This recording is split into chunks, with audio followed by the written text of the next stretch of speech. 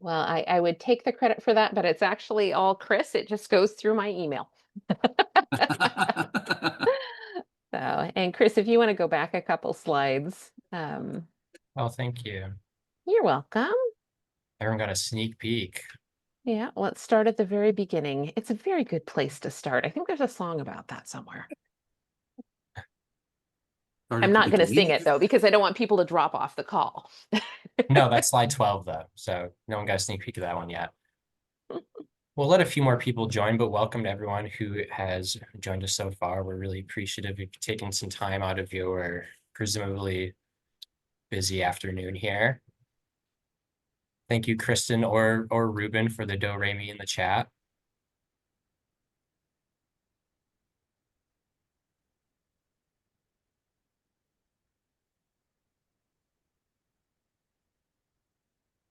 Just going to give people 1 or 2 more minutes to file in if that's okay with everyone. But it's really nice to see a lot of familiar faces here and a lot of people that we'll be seeing in just about 3 weeks for Impact Week. Woohoo! That's the energy we need, and that's the energy we're going to get from Sophie on Impact on Hill Day specifically, I feel. Come on, Sophie, we gotta do the cheer, Sophie. Come on, hands up in the air. Come I'm on. so ready. I Nice. need pom-poms. You will see me, you will see my red pants. I was gonna say, do you have red pants? Oh, I have multiple red pants. I actually, as a little sneak peek for everybody else, I have curated my clothing to be, I will have at least one article of red in every single outfit for Hill Day. So, or not for Hill Day, but for Impact Week. So Hill Day for sure, you will be seeing not the red pants that I even wore last year. I have new red pants. I told all my friends, I said, okay, if you want to give me a present for my birthday or for Christmas or something like that, I said, red. Red is the way to go. I want to be able to stand out. I want somebody to be able to see me across Capitol Hill and be like, those are some big red pants, and that'll be me. I love that, Sophie. And people will definitely be able to see us across Capitol Hill this week. We'll talk about that a little bit more later on, but we will be there in numbers. And again, welcome everyone to the August 2025 Policy Forum. This is the last policy forum of the summer. It's the last policy forum before we're joined by so many of you for Impact Week and Hill Day. We're really glad you came. And we also just want to take a moment to make sure that everyone across the country, and particularly those in Minnesota, know that our thoughts are with you, and that we understand this is a very difficult time for families and for everyone. Please just know everyone here at FASD United has you in our thoughts. And with that, I'll pass it off to my policy team co-lead, Jen Wisdahl. Super excited to have everybody join us for Impact Week. We have a really, really great lineup this year, an expanded lineup. Not only do we have Impact Week, the symposium, our partners working on the Department of Defense program, and caregivers, self-advocates, researchers, clinicians from all over the country. We also have joining us all of the major medical disciplines through our partner project at the CDC joining us this during Impact Week. So AAP, ACOG, AAFP, National Association of Social Workers, nursing organizations, they are all joining us. And then we've been fortunate enough to partner with AUCD, the association, or sorry, the Centers for Disability. Association of University Centers for Disability are joining us, and during Impact Week hosting their FASD special interest group meeting. So it's just a really great way to cross collaborate. And as we're planning into the future, because this is what we do, we start planning for next year's Impact Week already. If you're thinking of other organizations and groups that we can be partnering with and bring them into the collaboration and planning on Impact Week, we're really open to that. Oh, I forgot, we also have the the Foster Parents Association, the U.S. Foster Parents Association, and a number of the foster parents groups from around the country joining us for Impact Week. So it's just going to be really action-packed, and excited to see all of you there. There is still room on registration. We have sold out on space on the symposium, but Hill Day is still open. There's other activities you can still join, and really excited to see so many of you there. And what this week does is sets us up for a lot of the work that we plan on doing throughout the year. Currently, we have a group of educators in the FASD space, educators in education that also have knowledge of FASD, working on updating our national survey on education. We are checking in with all the state health departments, state departments of health, and encouraging them to be more fully integrating FASD into their work plans and into the work they do. That's something that's going to continue on through the next year. We've got some really big goals and agendas for next year, and a lot of that agenda is set through the symposium and through the work we do at Impact Week. So very excited. In the chat, it was asking about nurse or nurse practitioner groups. Yes, AWON and nurse midwives and one other nursing group, I can't remember which, are all part of the CDC program that we have planned. We don't have the ARC, with the exception of a couple of our affiliates are actually members of the ARC. But that's an area of collaboration I think would be great. And I really appreciate the comments in the chat about law enforcement. And we'll keep working on those, because I think until we have every seat at the table filled, that's something we need to continue doing. So thanks for giving me a moment to soapbox about my favorite topic. I don't know if Emma has made it on the call yet. I know they had some conflicting priorities, but I do know that we have a large number of our affiliates joining us at Impact Week, and our affiliate network is actively growing. So if you know an organization in your state that is working in the FASD space, or is starting to work in the FASD space, or is curious about working in the FASD space, we want to talk to them. We'd like to help get them more involved and become a part of the affiliate network, and be able to rely on and collaborate with other organizations doing the same thing around the country. Thank you for that, Jen. I appreciate it. And we've, like you said, a lot coming up for Impact Week. It's going to be really busy, but it's also going to be a lot of fun and super impactful. And we really hope that everyone will join us in kicking off FASD Awareness Month in September by joining us in making the Call for Respect. The Call for Respect is a national call-in day planned for FASD Awareness Day, September 9th.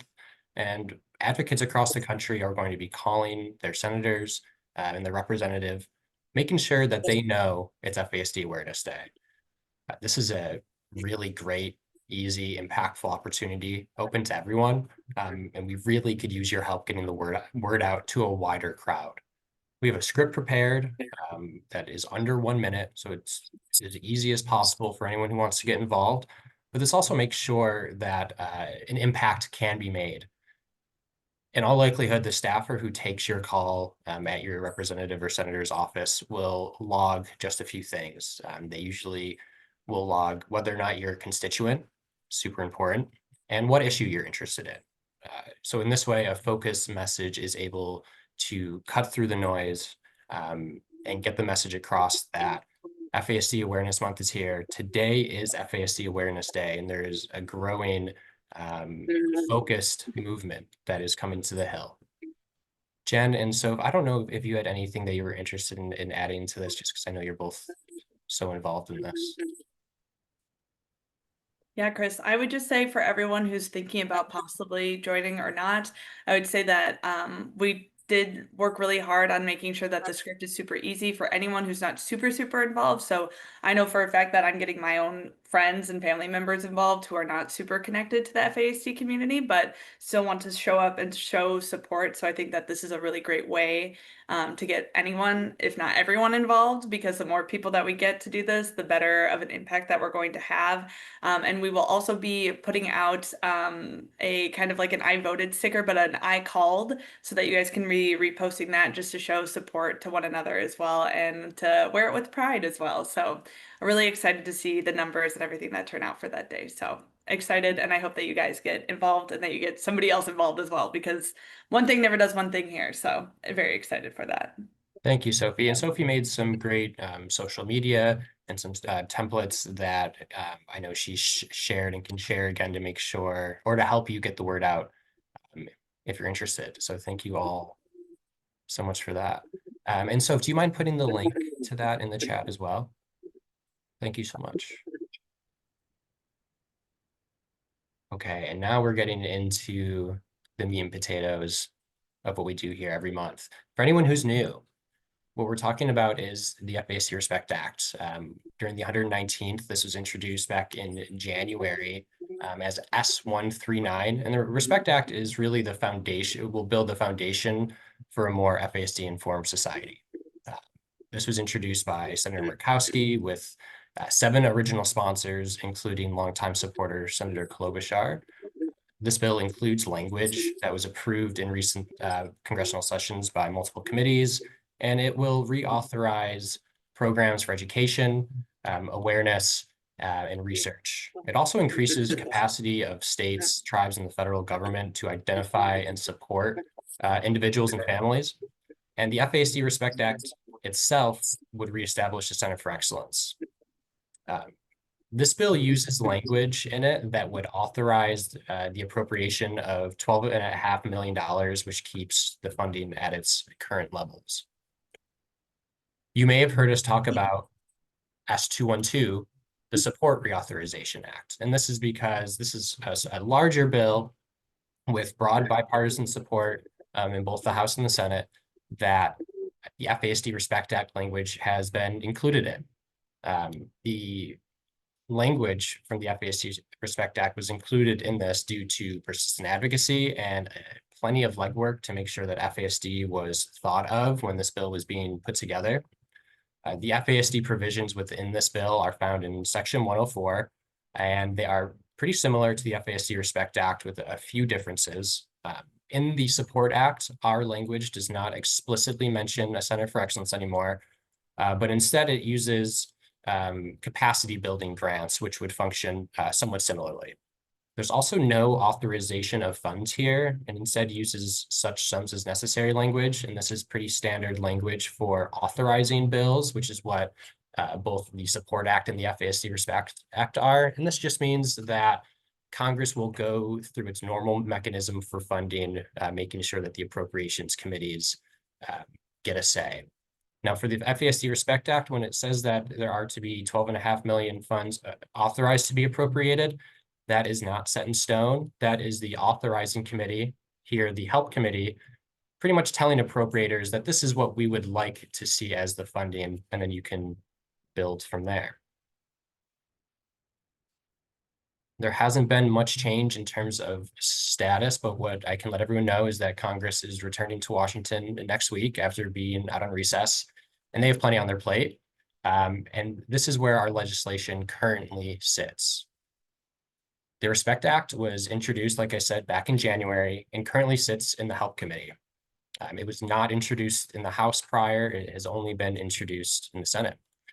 The Support Act has passed through the House and now sits in the Senate Help Committee as well. Again, the Support Act includes the FASD Respect Act language. Once Congress returns in September, they will need to prioritize finalizing appropriation bills and a few other fiscal matters prior to the fiscal year ending on September 30th. They passed a continuing resolution, or CR, back in March. So they really need to take care of that in order to stop the government from shutting down or to prevent signing another CR. it sounds like Congress will likely prioritize these funding issues prior to moving on to any bills that sit in committee, like the Support Acts. Susan, did you want to add any extra context here?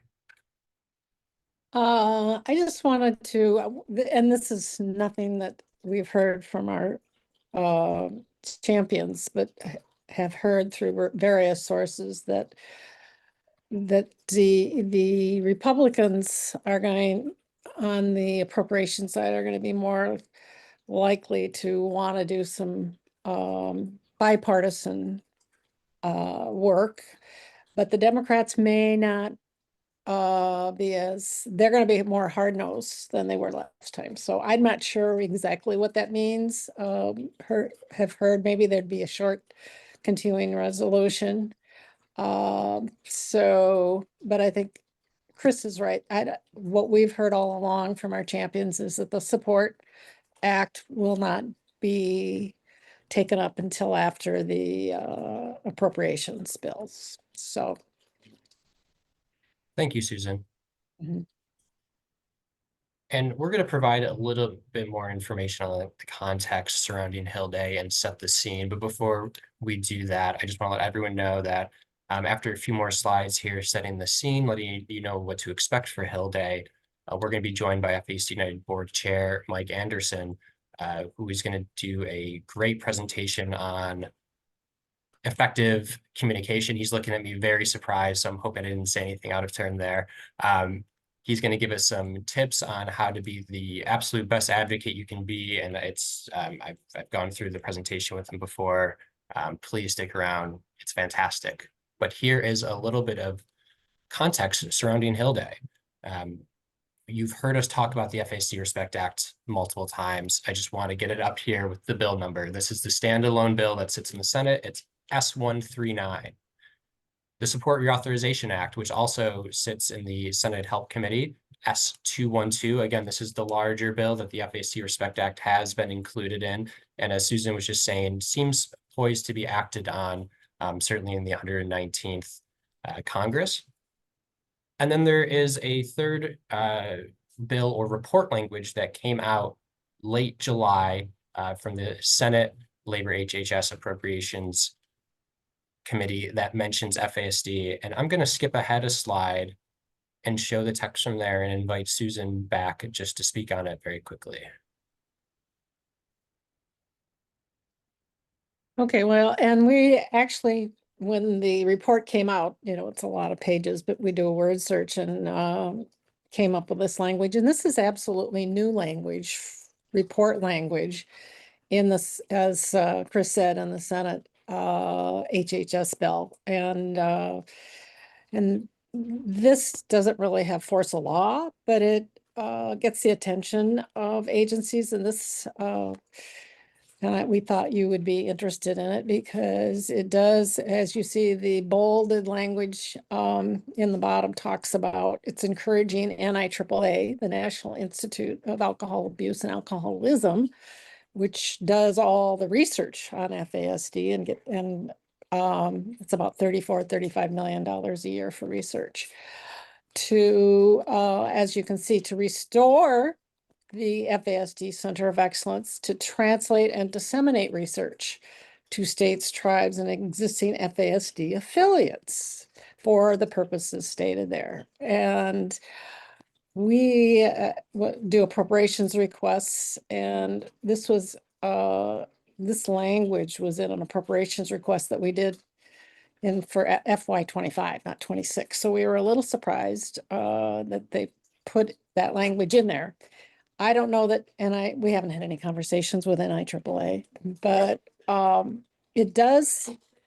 it may be out of their wheelhouse a little bit, but it makes so much sense since they're doing all the research. But as I said, it doesn't, so it's direction. And with everything else that's going on with the agencies, it'll be interesting. So stay tuned on that one. Thank you for the added context. Oh, there, plus Susan. they didn't give any more money to NIAAA to do this, so.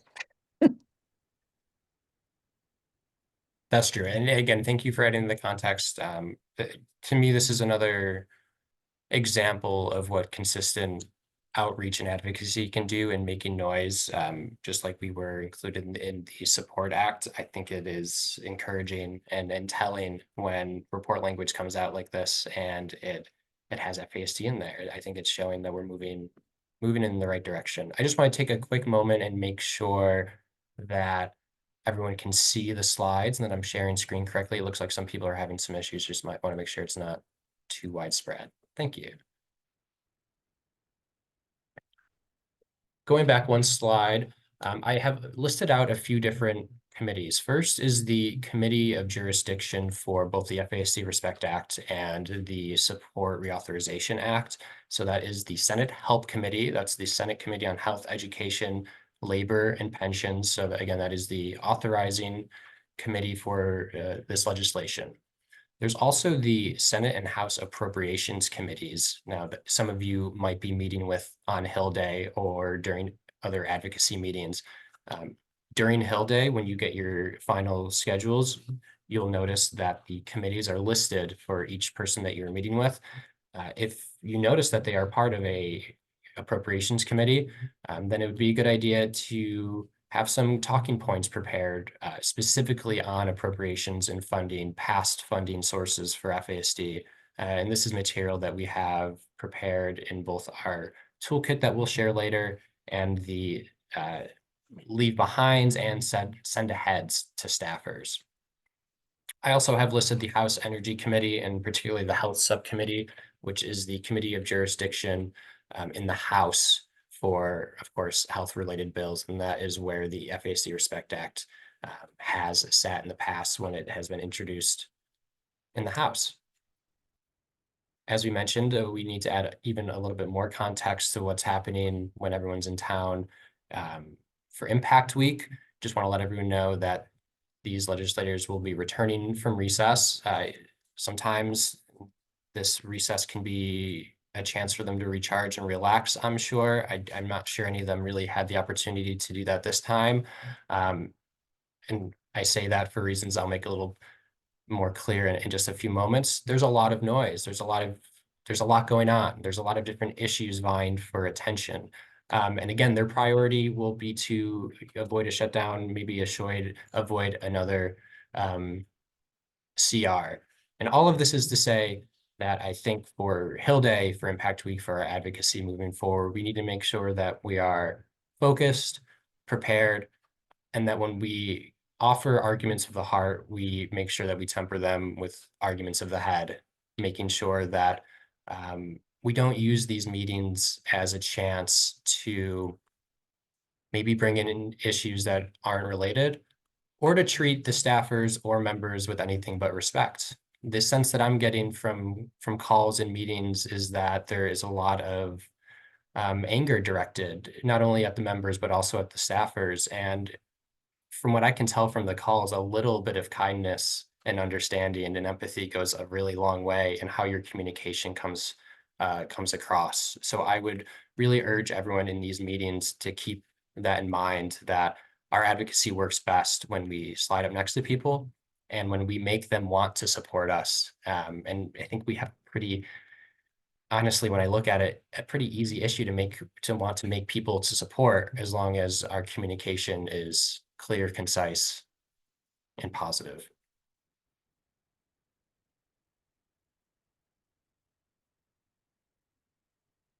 What we should expect on Hill Day. We have over 100 advocates, or just about 100 advocates joining us for Hill Day alone. This is a huge number for us. I'm really, really happy about this, and I just know it's going to continue to grow. I want to especially thank everyone who is joining Hill Day for the first time this year, whether or not it's your first Impact Week in general, or you've joined Impact Week but haven't joined Hill Day in the past. We know there's room for absolutely everyone here, and there's a real need for advocates from different backgrounds and roles. Researchers, educators, doctors, state and federal agency employees can all play a critical role in advocacy, and I am sure that seasoned advocates, self-advocates, family members, everyone who's been here for years appreciates you joining us. On the day itself, we are going to start at 9 a.m. at the conference hotel for a quick kickoff where we'll go over some talking points. We can answer some last minute questions. And if you have not received your leave behind folder for your member, you can pick it up then as well. Transportation to and from the Hill is not provided, so we do suggest meeting up with some other advocates and planning an Uber or Lyft ride. We're also happy to provide metro directions if that's something that interests you as well. This year, we are going to try to organize a group photo for 10:45 a.m. outside of the Capitol building. And that's 10:45 a.m. sharp. We're hoping to say cheese at 10:45 and get you on your way to your meetings. This allows enough time for anyone who has a early morning 10 a.m. meeting to get there. But if you also have an 11 a.m. meeting, you should be able to get to your meeting if you move a little quickly. We can also try to take the picture maybe a minute or two early, but we will also plan for an afternoon photo to be determined for anyone who can't make it, if we're able to, and maybe we can splice them together and see what we get from that. We'll also have a few staff members and past and current board members joining us as super advocates that day. Everyone on the call should be familiar with Sophie Cece, our media director. She'll be running point with me and will be absolutely everywhere all the time. But we'll also have some advocates that I feel truly lucky to be able to work with almost on a daily basis. We'll have Susan Shepard Carlson joining us in meetings. We'll have, again, like I said, Mike Anderson joining us. Dr. Christy Petrenko will be on the Hill. Tom Donaldson will be available as well. Thank you so much, Tom. And a number of others. So if you have indicated that you'd like some support in your meetings, just please know that we've taken that in consideration and we'll make sure to match you up. And finally, last year, there were a lot of advocates who congregated in Longworth Cafeteria around lunch. So I'll make sure that everyone knows where Longworth Cafeteria is, how to get there, and generally what time advocates will be most free if you want to get together in between your meetings.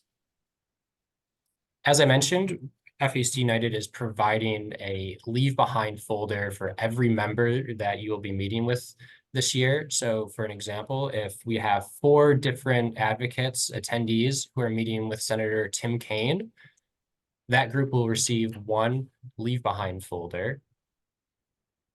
And it will contain all of these documents here. So in that folder, you will have the Respect Act 1-pager, the background and rationale for the FASD Respect Act, and a history of programs and funding. These documents lay out everything that a staffer would need to know about the FASD Respect Act and its inclusion in the Support Act. On the other side of the folder, you will have included right up front an FASD in your state. So for Senator Tim Kaine, the first thing the staffer would see when he opens it up is FASD Respect Act 1-pager, great information. Other side, how is Virginia addressing FASD? It will also include an infographic on preventing cost supporting people, as well as the supplemental cost benefit analysis document that goes with it. And if your member sits on an appropriate armed services or appropriations committee, we can include a DoD report from the 2024 Impact Week with our DoD partners. I've also slid a thank you card into each one. I think it'd be really great if every advocate attending the meeting could just beforehand take that out, write any notes you want on there to send to your member, just to make sure that they remember you have an impactful meeting. Just want to give a shout out to the shirts. I hope everyone who is attending Hill Day opted to get a shirt and that you wear it on the day. Like I said, we're going to have about 100 people up there. You're guaranteed to run into some other advocates throughout the day. I also just think that the shirts look great, so I'm very excited to see everyone walking around in them. You'll notice here on the left hand, I have a QR code for a post-meeting survey. That'll be included in your Hill Day materials that you receive when you first register or when you first sign in for Impact Week. And what you can do with that is after your meeting, go in there It should only take you about 2 minutes to fill out, and it's just a really easy way to log your meeting, essentially. Who you met with, the staffer, their email, how receptive were they to what they said, to what you said? Did they ask any insightful questions? Was there any sort of commitment from the staffer or the member? What sort of materials did they request? This will not only help you with your own follow-up, but it also helps us gather the sort of information we need to be more effective advocates in the long run. All of these materials that are going to be in the Leave Behind folders are currently available on our website, but have also been compiled into our FASD United Hill Day toolkit that is going to be published tomorrow with the recording of this video. Again, all this materials is already available, but it will all be in one place here. It will be a PDF where all of the links that you see on the right-hand side are clickable. I really suggest that everyone goes in and downloads the toolkit when they're able to. Download the individual documents if you want. Definitely go ahead and print them off, whatever you think is going to help you be the most effective advocate. But I would definitely suggest being familiar with a lot of the information here, especially any information that you will leave behind with the legislators. And again, you can look forward to seeing this entire toolkit, which also includes easiest way to follow up after a meeting. It includes a lot of the information that Mike is about to take us through in just a moment as well. And with that, Mike, I'd like to pass it on over to you to give us this great presentation that I know I'm looking forward to. Mute. There we go. Thank you all, Chris. And if you can stand by to do the next slide thing. In fact, if you can just go to the next slide, we'll just go and give it a start.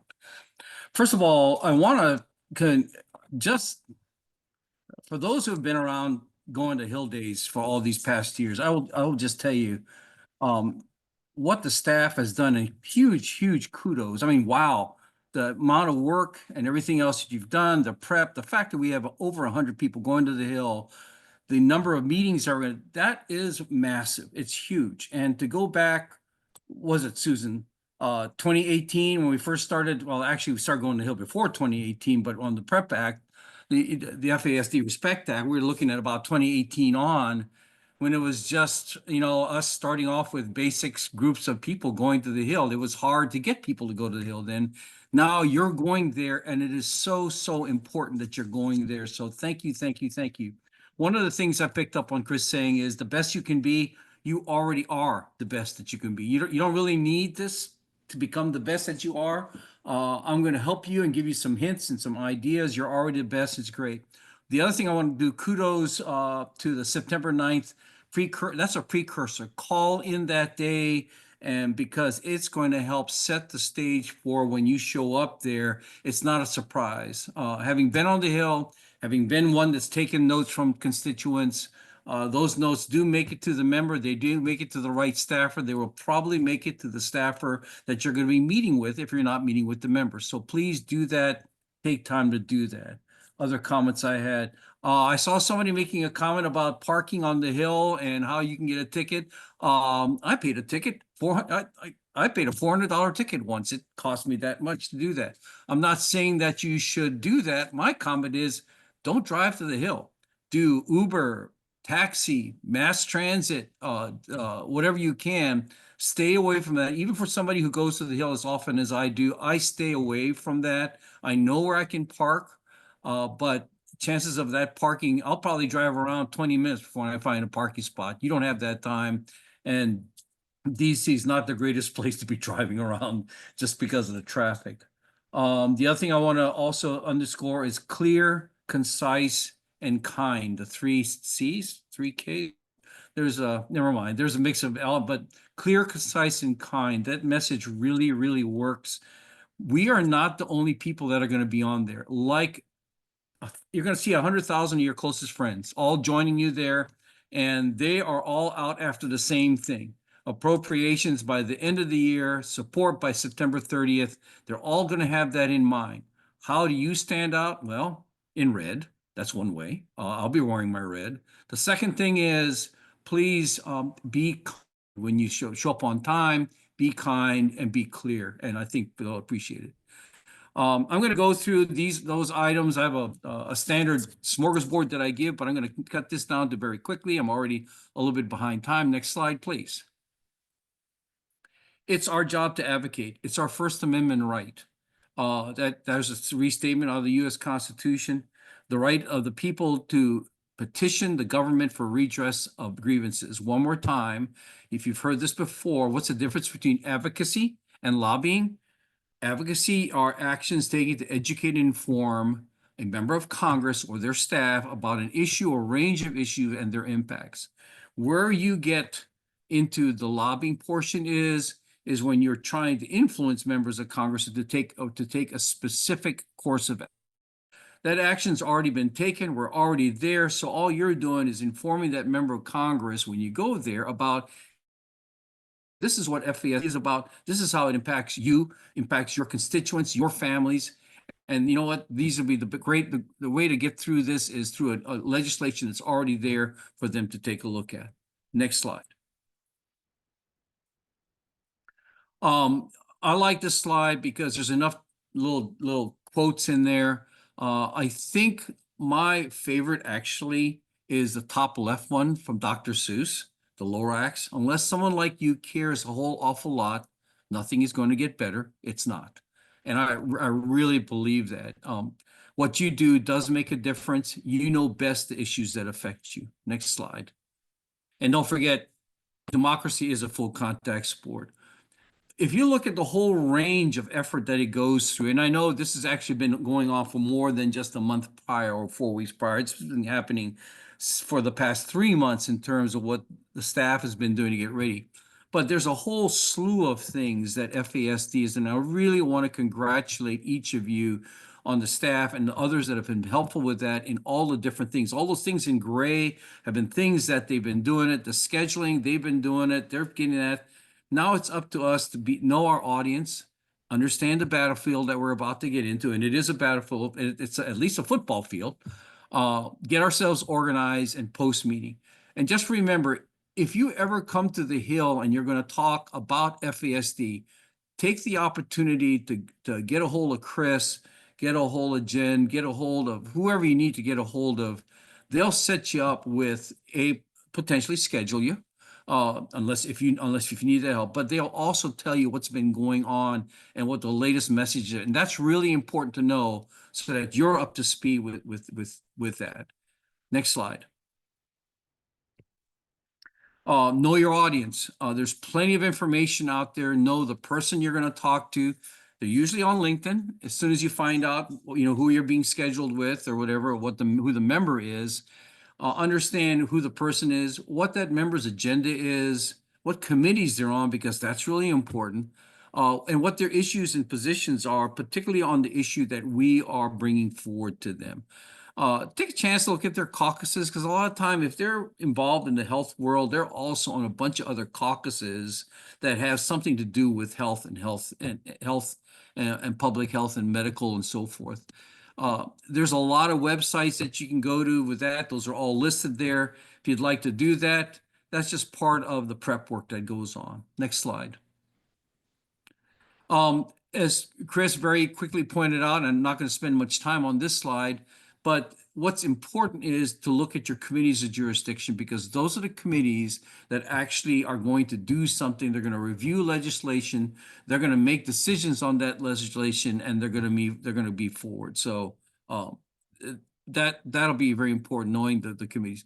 Also know that if you meet with a committee staff member, those committee staff members generally work directly for the committee and not for the member. So there's a difference between what a member wants to do in their district or their state and what the committee is trying to do. So you may need to kind of understand that and kind of differentiate between the two. Next slide.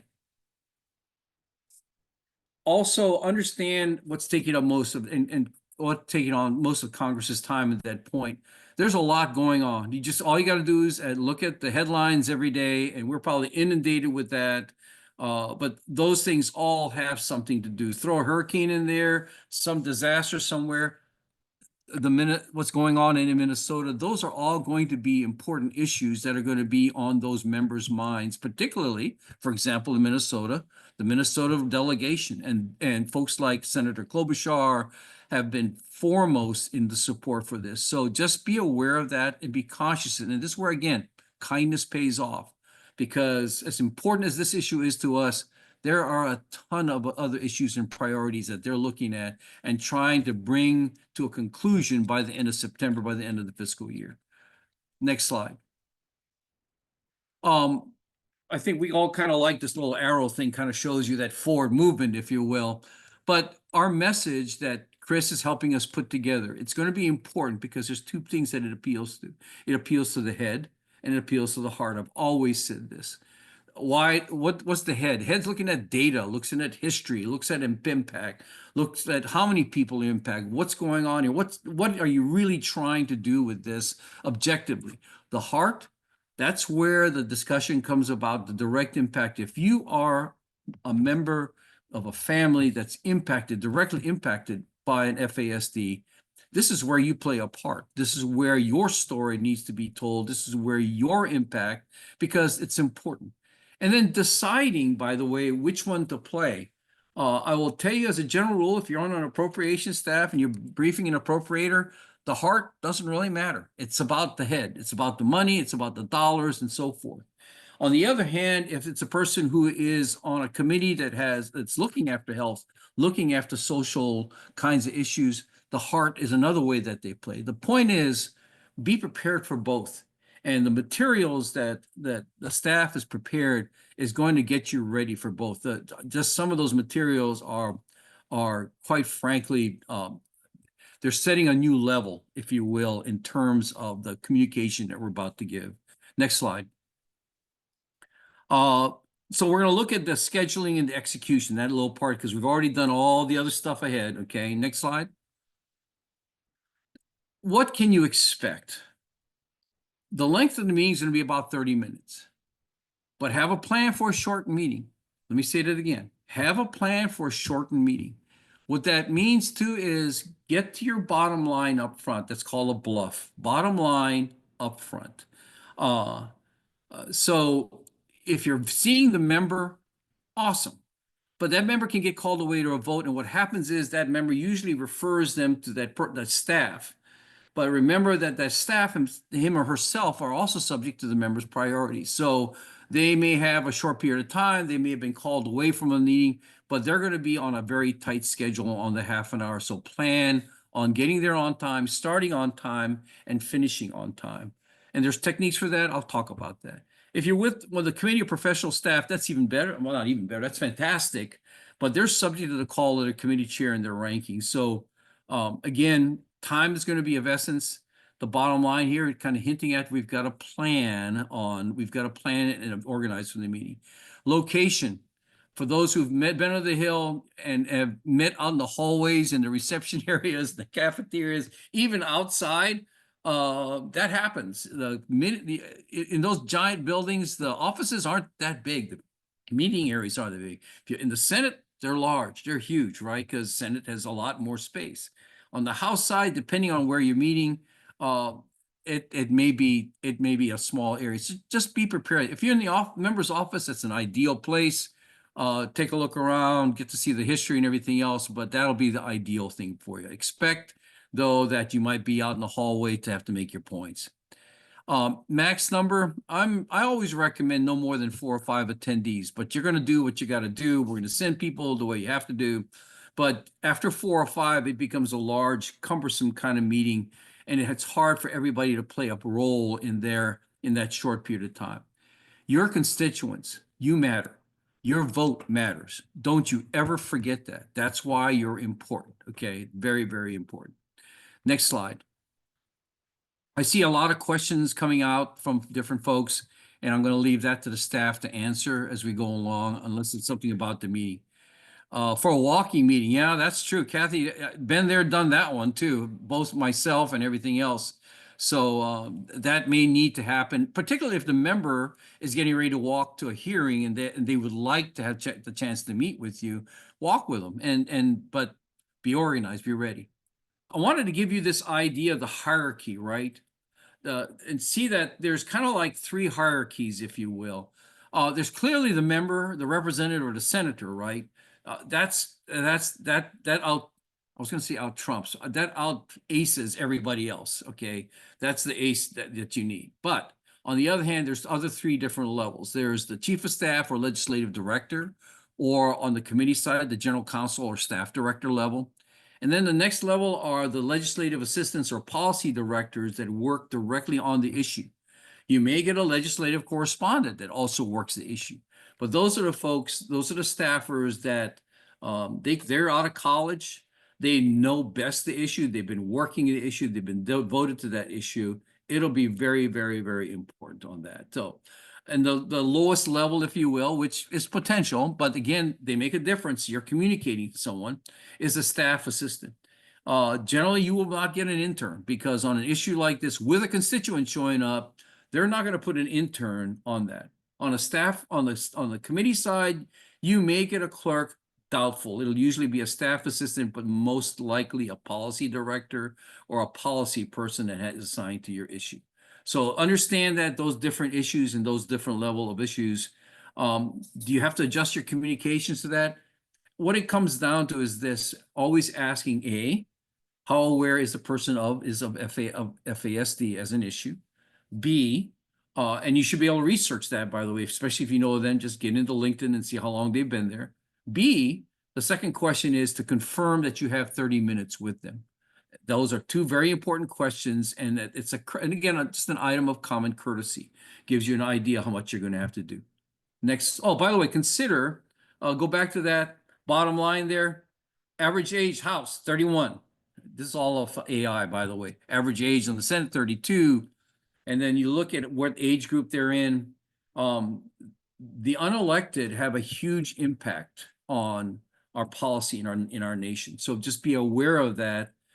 Chances are they're going to be a lot younger than you are, but that don't escape that from their knowledgeability or our responsibility to educate them and inform them of the issue. Next slide. Get organized. So I put this together. If you're by yourself, there's all the things you've got to do. You've got to think through. But let's talk about how you could get organized first. If you have the opportunity, what if the scenarios? What if the member takes the meeting instead of a staffer or vice versa? What if one of your team members doesn't show up? How do you handle, and they had a role, how do you handle that? Brainstorm, if you can, in advance, the questions you could be asked and who will take those questions in your group. What questions you should ask and who will ask those questions. The other thing is if you've not been to the Hill, know where you're going physically and plan how you're going to get there, whether it's going to be Uber, if you're going to go from the House to the Senate or the Senate to the House, plan on walking, because getting an Uber there from one place to the other, first of all, you're going to get delayed, number one. Number two, that Uber driver is not necessarily going to know where to pick you up. So it's probably better for you to go ahead and get a head start and walk across. And hopefully time has been built into that. Also, plan on taking time on getting through security. The best you can do with security is not have any metal objects with you or anything else. Try to minimize that as much to the degree possible. What I like to do is I'll have my belt off, my watch off. You don't have to take your shoes off. And I'll have it all in my coat. I'll take my coat off, send my coat through, and boom, I usually get through that way. So that's one of the quick ways to get through. Think of like going through TSA at the airport and what's the fastest way to get through there with the minimum effort and the minimum of about a hassle. Try to get together, by the way, in advance and practice. And he's already going to have done that, but Chris will confirm the meeting with the email by the day before. Be prepared for that to change. It'll change. If there's anything that's going to happen with a meeting, it's probably the time's going to change, and the person taking the meeting is probably going to change. Again, what you're going to do is, I recommend that somebody do the intros. You could go through each person and say, hey, a quick 30-second intro. I guarantee you there will be somebody, been there, that will take 5 minutes to introduce themselves and tell them all about the issues. No, you don't have time to do that. What I would recommend is either A, agree as a group, 15 to 20 seconds, period. If not, you're going to get glared at. Or B, have that person, that number one person, give the intros. Hey, this is Chris Melfi. This is Sophie. This is Susan. This is Jen, and quickly what their responsibilities are. I think that would be a great thing. Yeah, taking pictures I think would be awesome. By the way, make sure you give them your ask up front. Then quickly, the number two person might give you your ask up front, summarize the issue, provide some background thing. Then you use the rest of the group to tell the story, ask questions, and listen attentively. I would recommend somebody be assigned exclusively to take notes. And at the end of that, somebody, either the moderator or the note taker, should summarize the results of our meeting were this. This is what we're going to get to you, and these are our IOUs. That's how you would do that. And by the way, Chris, if you want to make these slides available to folks so that they have this, I'd appreciate that. Next slide. Again, I talked about this 30 to 45 minutes before the meeting. Parking is an uncertainty. Locate the nearest restroom and the nearest dining. Never pass an opportunity to go to the restroom, by the way. They're in different places, but you probably should that. When you get to the office, collect your team, start on time. First person to get you should introduce yourself to the staff assistant. They don't bite. They're the receptionist. If you have a business card, offer it to them. Always check in and say with that person you meet, hey, how much time do you have? Do you have the full 30 minutes? And I kind of carved out how much time you should take with these as a guideline. The intros, your ask up front, the telling your story, asking questions, summarizing, and so forth. But be prepared for 5 to 10 minutes and have your elevator. And if you've got 5 to 10 minutes, your intros, your ask, the summary of the issue, and telling your story are the important things. The rest of that you can get. So be prepared for that shortened timeline. Next slide. After the meeting, and thank you, FASD, for putting this together in terms of a way to do that. Review your notes. When you go and to grab something to eat or sit there, review your notes, review the comments that you heard, kind of go over the body language. That note taker ought to be looking at body language, looking at what they're doing when they're writing. Who else was suggested? What are the follow-up actions? And then what could you do better at the next meetings, particularly if you're going as a team from one group to the next group. Make sure you send a summary of the meeting in an email or in the way that Chris has provided to FASD, and a personal thank you note in email. Doesn't have to be if you handwrite it, wow, that's awesome. If I ever got a handwritten note as a staffer, that was cherished. I mean, that said, wow, this is really cool. And I look forward to meeting that person the next time. But if you got time, make sure you send them an email and don't send it to them 2 weeks later. Try to send it to them when you have that spare time and you're back in your room and you have your phone or you have your computer up, drop them an email and set the stage because this is about relationships, folks. This is about relationships.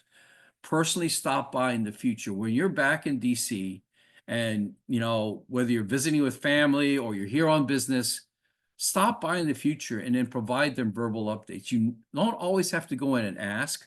Just walk in and say, hey, I got this new update. You can email it to them, but just say that in terms of establishing a relationship. I can't tell you as a staffer how much I approve that. I approve that. I appreciated that.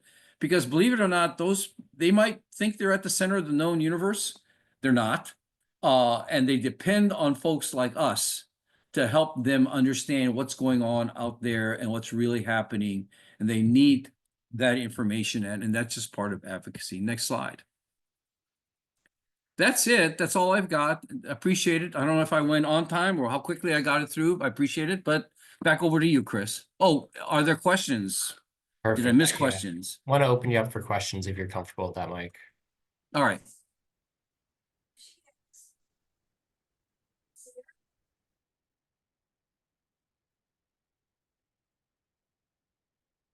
Totally fine if there are no questions. Like Mike said, we will make this entire presentation available. So not only will the recording be available tomorrow with the Hill Day Toolkit that includes all of the supplemental information, everything you need to prepare for your meetings.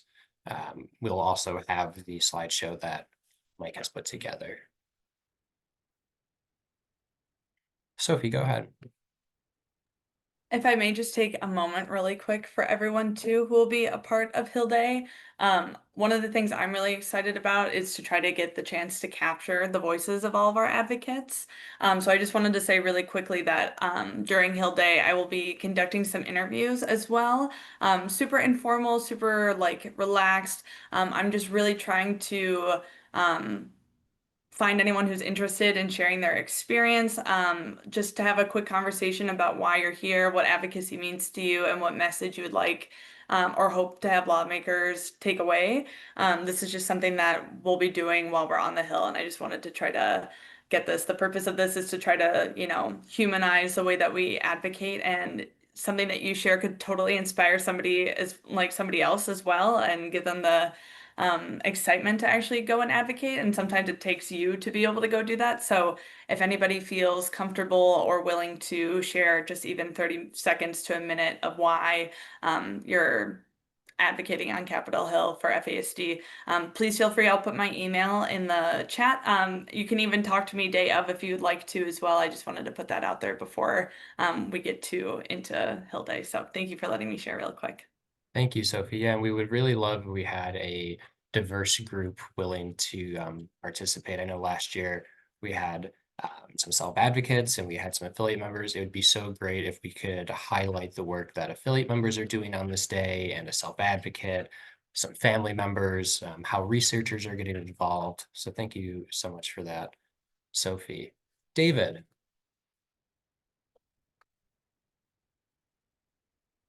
Just have a quick question. I know any snail mail was very, very slow being delivered. Sorry, you broke up a little bit for me. Are you asking if a snail mail is super slow getting to Congress? It is. My understanding is that any mail that goes to a federal employee first goes to New Jersey and then comes back to us to get processed. So if you ever need anything that you want hand delivered, it's much easier to send something to 1054 31st Street, Suite 204, and we'll get it there for you. But did you have anything in particular, David? No, I was thinking about things like the thank you notes, sort of thing. If people mail them to expect a long time through that process. And I've been told a number of times in the past to steer clear of everything by email.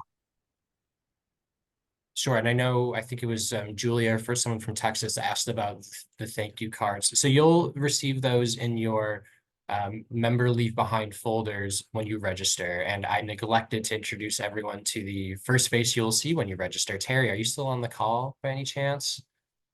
Terry is waving. If she comes off mute, maybe she can say, she's great. She's also the first voice you hear when you call FASD United now. So I'm really excited for everyone to get to meet Terry and for Terry to meet everyone. Hello, everyone. I'm so excited to be here and a part of FASD's staff committee. I look forward to meeting you all and supporting you in any way you need. Thank you, Terry. So when you come in to register for the first day, again, you're going to receive a folder for your member, and it'll have that card in there. I would say get together with the other advocates who are attending meetings with you, and you can write something on the card and sign it then, and you can give it to them directly after the meeting. Or if you want it to be a little more personalized to how the meeting went, fill it out, give it to me. I would be more than happy to make a return trip to the Hill the week after Hill Day to do some follow-up. Just know that all mail, hard mail, or that goes to the Hill, goes through a screening process. It has been for years. It goes through an anthrax screen. It goes through a bunch of a lot of other chem screens and everything else. So and that's why if you can get it emailed, if you email a letter or whatever to the right person, that usually is the best means to get it to them. Delivery, if you walk around the Hill and with a hand delivery kind of a thing, there's some official frowning on that, if you will, but nobody says you can't do that because you can. I mean, again, it's your First Amendment right, darn it. You can go ahead and do that. So appreciate you doing that for him, Chris. Sure, and that's really good information. So thank you for that. Mike. I just try to keep up with the chat, see if there's anything in there. One other thing I neglected to mention when setting the scene for Hill Day and Impact Week in general is that DuPont Circle, where our Impact Week conference hotel is a beautiful part of the city. I know you're going to be kept very busy during Impact Week, but if you need any suggestions on where to eat, what museums to go to, anything like that, find someone with a shirt. That's most likely going to be myself. Liv used to live in the city. Of course, ask Tom. We're way off track here, but my favorite restaurants are right there. My favorite private museum is right there. I'm just really happy that everyone's going to be joining us in like such a great part of the city. It's a 15-20 minute walk to the White House. It's a 6-minute drive to the zoo.